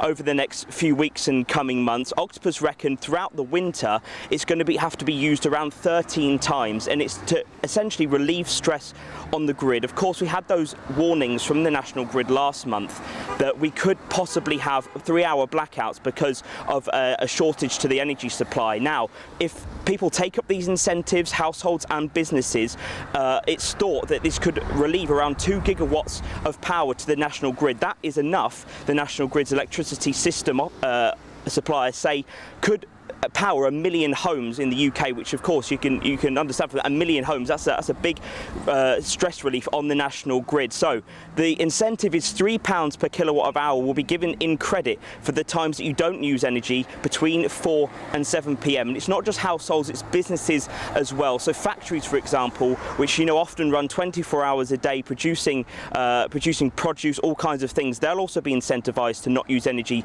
between these peak periods at a price of £3,000 £2,000 per megawatt hour of energy that they don't use during the peak times. So it's an incentive. Households could save up to £100. OVO Energy is another company that is also providing their own scheme that if you use less than 12.5% of your daily energy within peak times throughout the month consistently, they'll give you £20 until March. So that's £100 saving for OVO Energy customers as well. So it's not just this National Grid scheme. Other energy companies recognising the challenges that they're facing and coming up with schemes to try and get people to just use energy outside of those peak times. Absolutely intriguing, and as you say, Jack, approved by Ofgem, and you have to have a smart meter, but there is money to be saved, and that is good news for everybody. Jack, great to talk to you. Keep in touch. Thank you very much indeed. Jack Carson there, our West Midlands reporter, with some good news for you if you're on a prepaid meter and have a smart meter.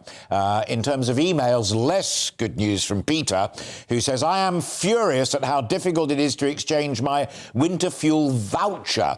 I'm in ill health, and after walking 25 minutes to the shop was told the barcode was incorrect. Fantastic scheme, I'm sure, when it works. Ian says another point for you is around the pay-as-you-go smart meters, what Jack was just talking about. The energy companies are loading it on one service. As they say, Ofgem won't allow them to split it. Then they can't transfer any of it to the other service. Leaves you in a huge credit on the service that's been credited, but not the other one. Complicated, Ian. I'm going to pass that one on to Jack, who is across this story, and I'm sure he will update it as he looks at it. So, Peter and Ian, thanks very much indeed. Do keep those emails coming in on any subject that you choose. 22 minutes to 2. And we've got some... no, we've done those. Those are the energy ones. I think... Yes, there we are. You're watching and listening to Alastair Stewart and Friends, with a lot still to come in the final 20 or so minutes of our programme, taking stock of the current situation in Northern Ireland after the Secretary of State announced that there would be no election before the end of the year. But first, a quick break.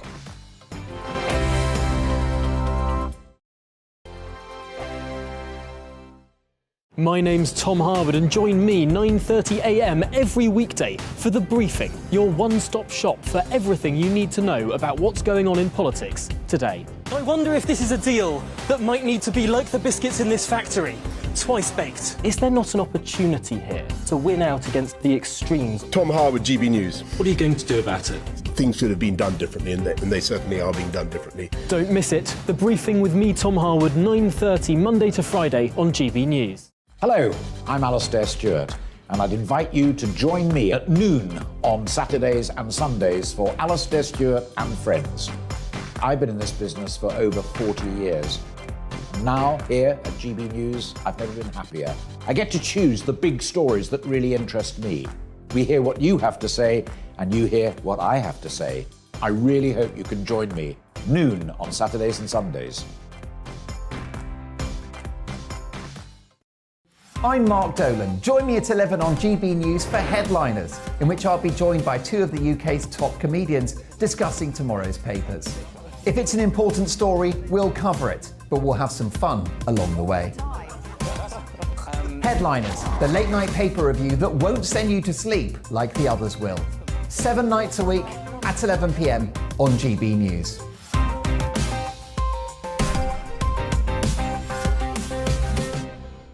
We are GB News, and we'd like to say thank you to each and every one of you for bringing us your conversations, for helping our great nation find its voice. We are here for you on radio, television, and online, across England, Scotland, Wales, and Northern Ireland. It's not the BBC, you actually get your facts right. We are proud to be GB News, the People's Channel, Britain's news channel.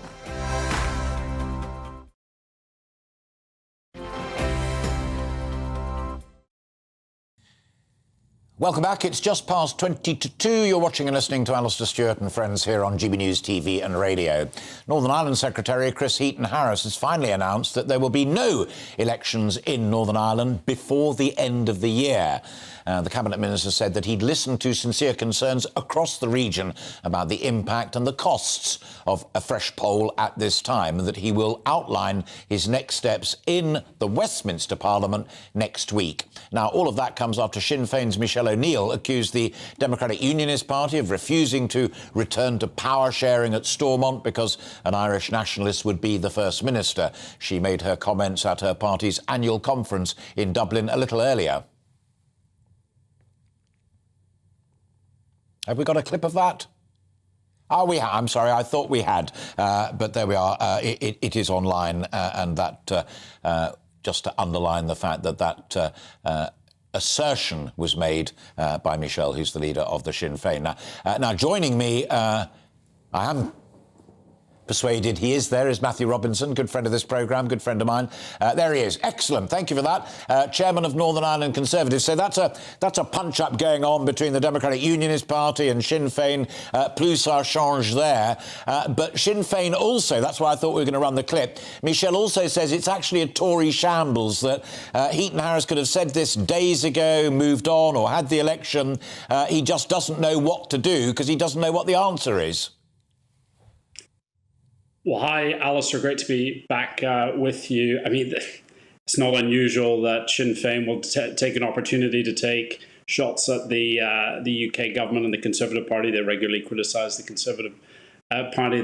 That's not unusual. But I would say that I think the Secretary of State, first and foremost, had a legal obligation here. Within 6 months of the previous election, if an executive wasn't formed, he was obligated by law to look at these options. What he has done is he's taken soundings from the political parties in Northern Ireland. And I don't think there was an appetite across the board. There certainly wasn't an appetite amongst the unionists that I talked to for a Christmas election. I think it would have arguably been a waste of taxpayer money. Still saying that, he's still under the same legal obligation to call an election by the 20th of January. So if he's to avoid that, arguably, there will need to be further legislation at Westminster. But I'd say, with respect to the comments made by both Michel O'Neill and her colleagues, I think the idea that the DUP are staying out of the executive because of that, the First Minister, Deputy First Minister issue is total nonsense. You know, the DUP were very open during the Assembly election campaign about their reservations behind the protocol and their decisions regarding that. The office of First Minister and Deputy First Minister are de facto joint First Minister offices. One can't do anything without the other, as is clearly demonstrated at the moment with the inability of the Assembly to sit. And also, just to remind folk at home, that I'm 99% certain from this addled little mind that when you and I last discussed it, I mean, the simple fact of the matter is the share of the vote between Sinn Féin and DUP may change a little bit, but the outcome is unlikely to be different whenever that election is held. But as far as the people that you represent yourself and across Northern Ireland, it means another period of indecision. It means that the services are just ticking over. Civil servants, bless their hearts, are trying to run the health service, the welfare system, the energy crisis. I mean, it really is an abrogation of responsibility. It's so disappointing. You know, we're here again. Last time it was because of Sinn Féin.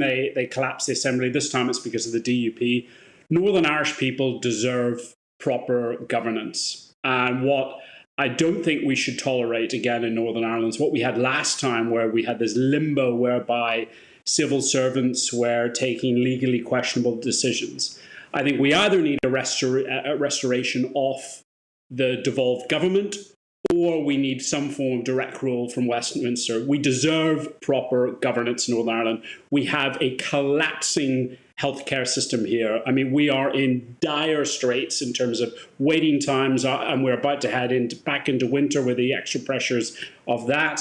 We are in the middle of a cost of living crisis as well, just like the rest of the UK. We need proper governance. I know the Secretary of State is scrambling right now to try and clean up the mess of the local Stormont political parties. And of course, you know, they always would take an opportunity to try and deflect blame onto the UK government. But this The mess that we're in right now in Northern Ireland is firmly at the feet of the local stormont political parties.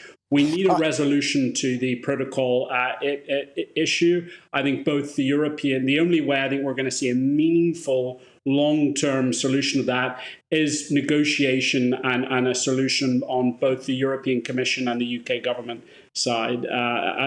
We need a solution that both the unionist community and the nationalist community can get behind.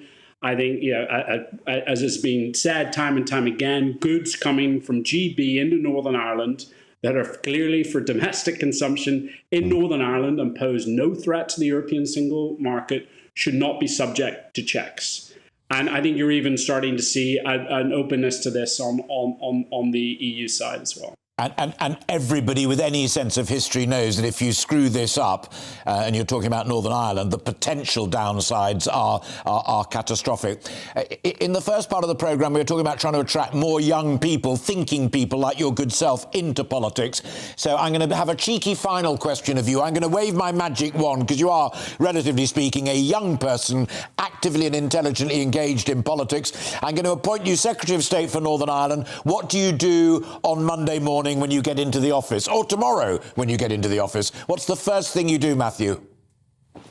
Well, there needs to be legal certainty. And so the UK government might need to start immediately looking at legislative options to avoid an election. But we need restoration of the devolved institutions. And the easiest way that can be achieved is really ramping up negotiations with the European Commission on the Northern Ireland Protocol. That will unstick this mess. Yes, there are conversations to be had about reforming the institutions. Maybe I've always been in favour of moving over to a voluntary coalition setup instead of what we have now. But those are not questions for right now. Those are questions for after we've got a resolution to this protocol issue. Once we've resolved that, we can look to the future and hopefully try and build a sustainable form of devolved government, not the mess that we've got used to right now.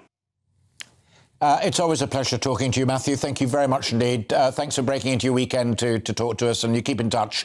I've no doubt at all that we will be talking again very soon. That's Matthew Robinson there, who is the chairman of the Conservatives in Northern Ireland.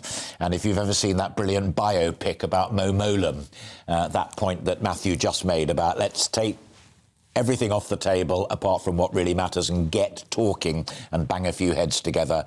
Ultimately, it works, and maybe that is the way forward. So maybe my fantasy isn't completely bonkers. Maybe Matthew Robinson should get a phone call in the next 24 hours from Chris Heaton-Harris or even from Rishi Sunak. There we are. We'll keep in touch and across that story as it develops. Now, the campaign group, the People's Assembly Against Austerity, is holding a national demonstration in London today on what it describes as a cost of living emergency.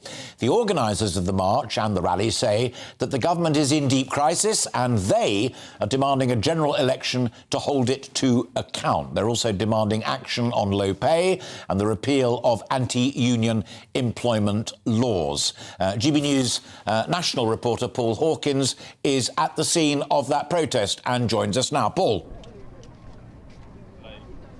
Yeah, hi Alastair. Yeah, if I could just add to your list of the protesters' demands as well, they're calling for Suella Braverman to go. This is the People's Assembly. This march through central London today, kind of like a coalition of the left, really. So there are anti-racism groups. I've just been handed a flyer from the Socialist Alternative. There you can see there, general strike to topple Tories, fight for a general election, which you were alluding to, and also this one, which is from just a general flyer here from the Eco-Socialists. Kick the Tories out, then keep on kicking. In the last few minutes, reckon maybe a couple of thousand people have just marched through here with bands playing, chanting things like Tories out, etc., calling for a general election, saying Rishi Sunak needs to go. The protest started, they congregated over at Embankment, which is just over there on the north side of the Thames, then made its way across Westminster Bridge into the distance, along behind these buildings, behind St Thomas's Hospital, and then if you look over into the distance there, that's Lambeth Bridge. Over there you can see the protest is just starting to move over Lambeth Bridge. It's going to make its way to the north side of the Thames, and then they're going to come around the back of Parliament here, which you can see there. And then if we just move over here, you can see the south side, the north side, I should say, of Westminster Bridge there, Portcullis House to the right, and then the protest is going to move that way past Big Ben and then down Whitehall, down Downing Street, along Whitehall there, behind those buildings, and then all the way to Trafalgar Square, and they're going to congregate in Trafalgar Square. There are going to be more speeches, more chanting, more demands for the Tories for a general election, more chance of Tories out, etc., and more criticism of the government's plans for what they're calling austerity, what the government would say are efficiency savings cuts to try and fill that 50 billion black hole in the public finances. Paul Hawkins there live for us with the demonstration and the protest with what can only be described as a rather wide agenda, I think, in the murky weather there on the bridge running across from Parliament. Paul Hawkins, our national reporter.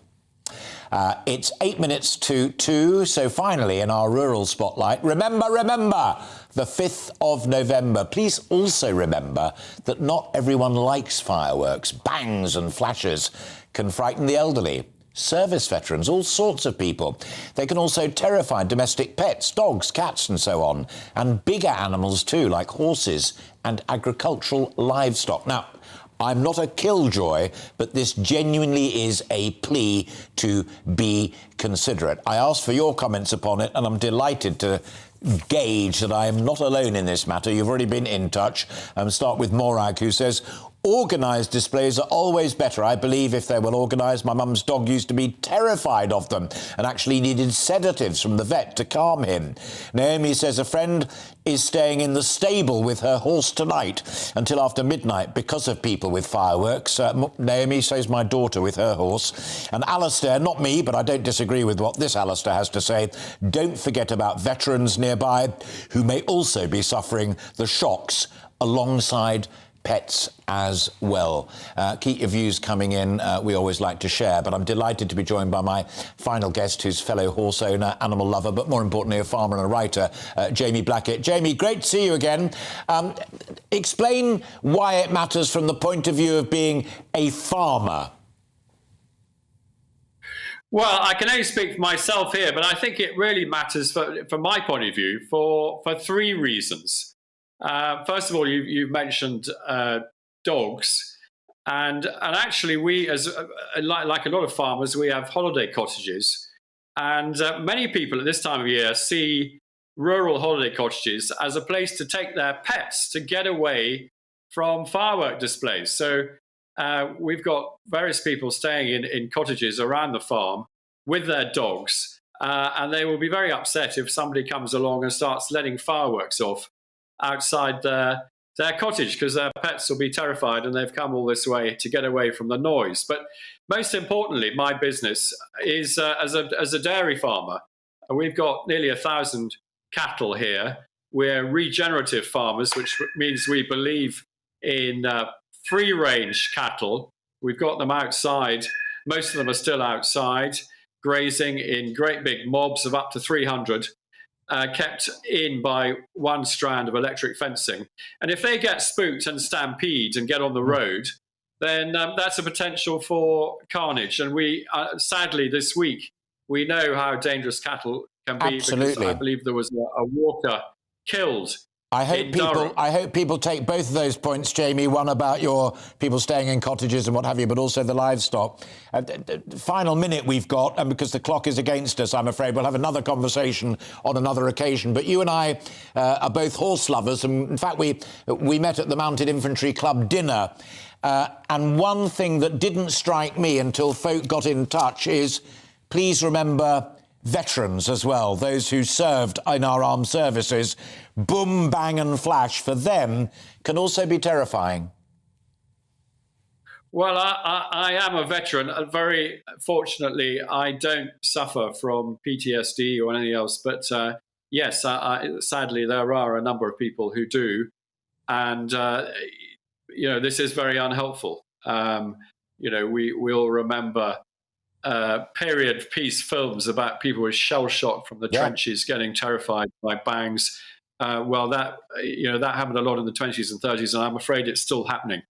There are people who who are really very badly Indeed. affected. And also wildlife is affected, and we've got avian flu, and letting off fireworks in the countryside can set birds. Quite so. Jamie, forgive me, we have to end it there, but we will re-engage very, very shortly. Jamie Blackett there, farmer and writer about all these matters. I'm afraid I've overrun very slightly, but I will be back at 12 o'clock tomorrow for more Alastair Stewart and Friends. But that's all that we have time for today. Have a great Saturday afternoon. Bye-bye. So looking ahead then to this afternoon, and the UK looking cloudy, breezy and damp in most areas, but with brighter skies coming in the northwest. Let's look at the detail. Much of Scotland turning drier with the sun breaking through this afternoon. The far north and northeast of the country a little cloudier, some rain at times. Looking at Northern Ireland, there you can expect to see the best of the dry and bright weather later on today, with a good deal of sunshine on offer. The far north of England also having quite a bit of sunshine, but elsewhere across the region, low cloud persisting with some drizzly rain. It's going to be a pretty grey and damp afternoon unfolding across Wales, including in the north, where there'll be some light cloud breaks beginning to develop towards Anglesey and other parts of the northwest. Across the Midlands, it looks set to get a little bit dreary by the end of the day. Leaden skies, drizzly rain, temperatures averaging around 12 degrees Celsius, that's 54 Fahrenheit. And a similar story across East Anglia. Generally overcast and damp weather on the cards, a southerly breeze as well. Little in the way of improvement expected for southern counties, a lot of cloud around, giving lots of rain off as well. So into the evening, the southeast and far northeast having further wet weather. Elsewhere, clearer skies developing, fog patches to look out for, and that is how the weather is shaping up today.